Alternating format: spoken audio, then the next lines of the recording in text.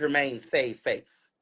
I'm telling y'all, I saw the video, and then when we talked, I said, Jermaine, here's what I think happened that caused people.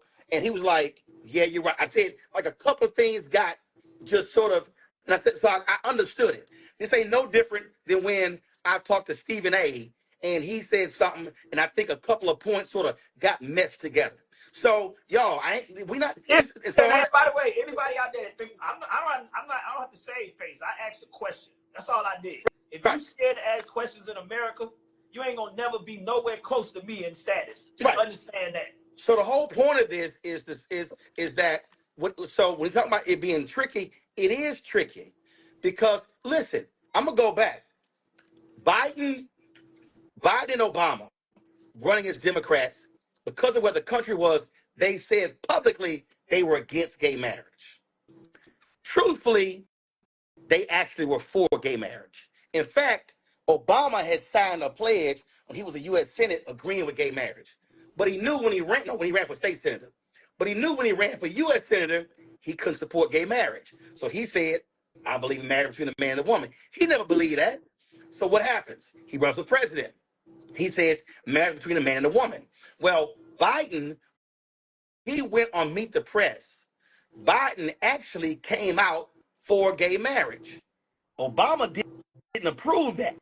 So what happened was that's a perfect example of where the VP got ahead of the president, and the president was forced to actually come out. But guess what? The polling in America had shifted, and a majority of Americans supported same-sex marriage, so it wasn't no big deal. But it's rare, very rare, that a vice president will take a position as opposite of the president and not get in trouble. And that's what people don't have to understand. And so the nuance for her is a lot of the people who are supporting Palestinians, and they want her to support an arms embargo. They want her to call for the ceasefire. Well, here's the deal. Biden is trying to negotiate a ceasefire. Biden ain't called for arms embargo. She can't say yes to arms embargo because that's opposite the president. He's still the president of the United States, and he has final say so. All right. Well, I mean, like I said, I hope this is quick. By the way, people, this ain't a long conversation. He and I spoke last night. We got a clear understanding. I just want to make sure everybody hears what's happening and understand. I am not a Republican.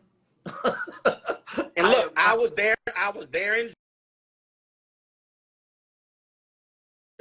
covering Warnock when Jermaine was out there, Portia Williams was out there. We got the video. I covered the rallies, and so out there, and so again, when he said, the vice president told me, hey, it's this, that, and the other. That's what's going on. And so even when y'all heard her speech, she's saying, if I'm president, I'll do these things. But the reality, but the goal of the Republicans, they want to tag her with any failure. So that's why, and look at the talking points. Scott Jennings, Charlie Kirk, J.D. Vance, Trump, the Republican Party, they all say the same things. Well, if you do that, then why don't you do it? Why don't you do it? Why don't you do it for the last 3.5 years? I've heard a bunch of black people say, well, why she ain't done this? Why she ain't done that? Because she can't. She's the vice president. And in fact, here's what's crazy. And people don't even understand this. You've seen, to his credit, President Joe Biden has put her out front more than any president I can remember in American history. Let me say that again. I don't think y'all heard what I said. President Biden, in numerous cases, she'll speak, then he'll speak.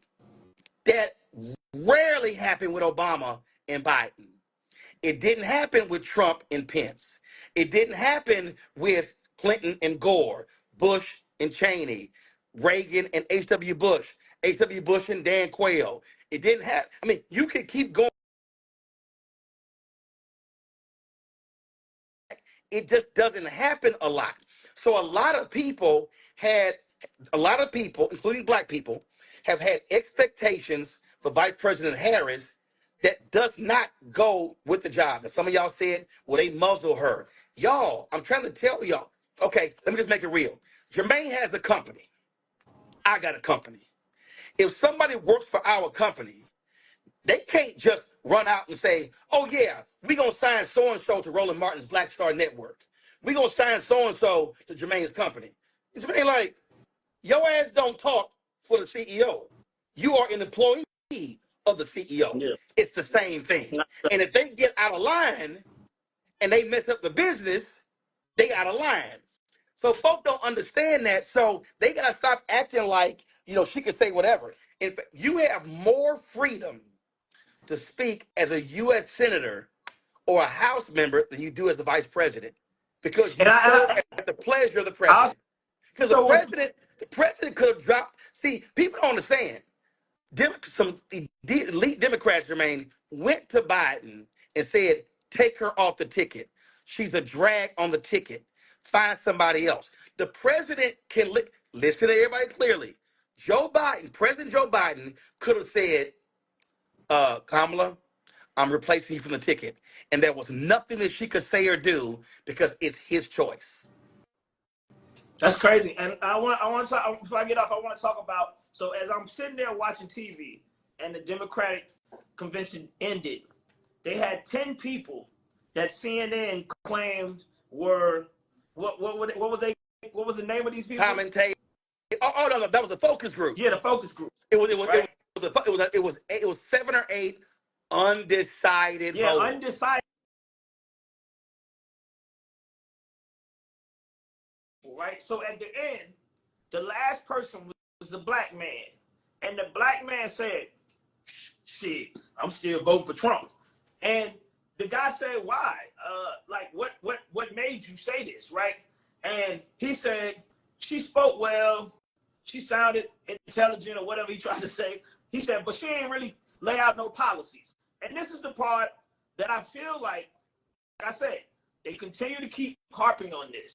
And this is the part that you told me about yesterday, is that because I keep hearing people say, but she still haven't put up policies up on the website, right? This is something that I see they keep talking about.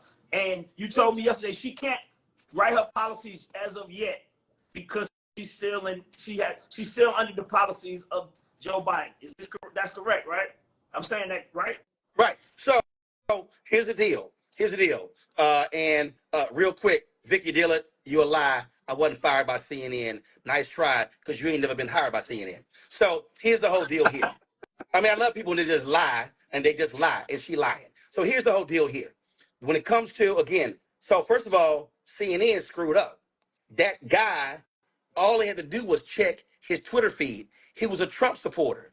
He wasn't undecided. He got MAGA crap all over his social media feed. So that's a lie. It ain't no different than Fox News interviewing people by saying so-and-so is undecided. And it's a lie. They literally recycle people. So CNN needs to come out and admit that they screwed up by having that guy on. And then he said, well, she not ready. I'm sorry. Let me be clear. She's been a district attorney,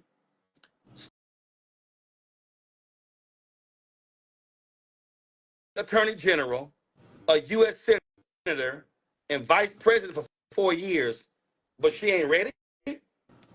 Donald Trump had never served in public life in his life. Never. But he ready?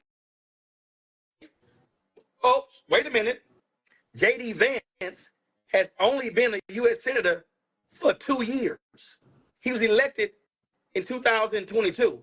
So he ready? Get the fuck out of here. But see, again, this is a narrative that they're trying to frame to say not ready, but she's absolutely ready. In fact, I'm about to hurt some of y'all feelings. Vice President Kamala Harris has more political experience right now than Obama did when he was elected. He was a state senator. He was a U.S. senator for 4 years, and then was elected president. So she's been DA, Attorney General, U.S. Senator, Vice President. That's a resume. But again, the Republican strategy is to, so what you heard and what again, so what you're saying is, why don't y'all other commentators hit back? Why don't y'all like listen, the position that I had when I was on CNN was I'm putting people in rhetorical body bags. I ain't letting nothing slide. We hitting everybody, every single thing. And in fact, somebody sent me this text and they right. Remember, Mike Pence refused to go along with Trump in a certification of the ballots, and Trump was going to let him get killed. Trump was going to let him get attacked. So everybody got to understand what's happening here, the political game. The right wants to frame her as being weak, ineffective, inexperienced. And what you're saying is you want to see folk on the left, progressives, fighting for her and hitting them back and pushing back on their BS. Yeah, because I seen somebody just comment. They said my comment of me saying what she told me could have hurt her, and I'm like, No, I'm not. that's a lie. God, every person, listen, people know the vice president is a limited position. I mean, it is. So, I mean, we all know that. The vice president normally, the joke has for decades has been the vice president does two things: cut ribbons and go to funerals. That's literally the joke of the vice president. In fact, there are a lot of people politically who never wanted to be vice president because they think it's a horrible job. If you're a governor, you're like one of 50. You control the state. I know some people say, you know what? I'd rather be governor than be vice president. So it's a thankless job. You don't have, you really don't control your staff. You really don't control your policies, and you are working at the behest of whatever the agenda of the president and his advisors decide. So people don't understand you don't have a lot of room. You can't do your own thing as vice president. Everything that you as vice president is under the auspices of the president. They decide in terms of what you do, where you go. If perfect example, Biden had that fundraising in Los Angeles and raised 30 million. I know for a fact, White House said, "Hey, VP, we need you to go to this conference in Europe." She literally, I was in Detroit with her, bruh. I think it was that trip. She came home, landed, changed bags, and went back to the airport and flew to Europe for a conference. That that decision was made that quick.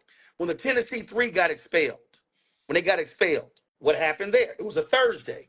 White House was like, yo, we should go to Tennessee. Next day, she in Tennessee. So you don't really control your movements or where you go. You do it in consultation, but really, the president's staff decides what the VP does. All right, well, look, I'm in Vegas. I'm getting ready to go party. You know what I mean? It's the middle of the day. I got to do my just work. finished my speech in New Orleans to a group here, so give me some gumbo. I wanted you to come on so we could get this out the way and people, you know what I mean, they can stop, you know what I mean, trolling me and try to drag me. What you said they was whatever you said they was doing to me on my page. You know what I mean? But I'm saying anybody out there that don't understand this conversation from this conversation that we just had, I feel sorry for you. You just a sad individual because it's very apparent to me by CNN or whoever else that planted that black guy that they're trying to make the world believe that black men, such as myself, Roland, any other black man out there, are not with Kamala Harris. And I think that that's what a lot of y'all reacted to me doing. Y'all thought as a black man that that's what I was doing. That's not my stance. That's not my stance. That's not where I'm at. And I'm not part of that. And that's why because I brought that guy up because they showed him last deliberately. Right. They showed him last deliberately. And I also want people out there to understand, y'all understand.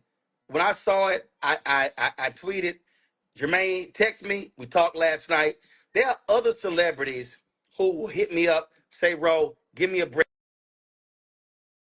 on this here. So understand there are celebrities like Jermaine, Michael Bivins, Johnny Gill, and others who I've talked to. We communicate, we trade notes. Now, some other people out there, they just go off like Waka Flocka hit me, was like, yo, we need to talk. I was like, yo, hit me. I ain't heard from him. So this is about, again, when I saw people's response, I saw the video, and I knew what he was saying, but I also knew how a couple of things sort of got meshed together and why people responded. So that's why I was like, "Yo, let's talk." So that's what this is all about, and I hope a lot of people got educated who didn't know about the stuff we just talked about.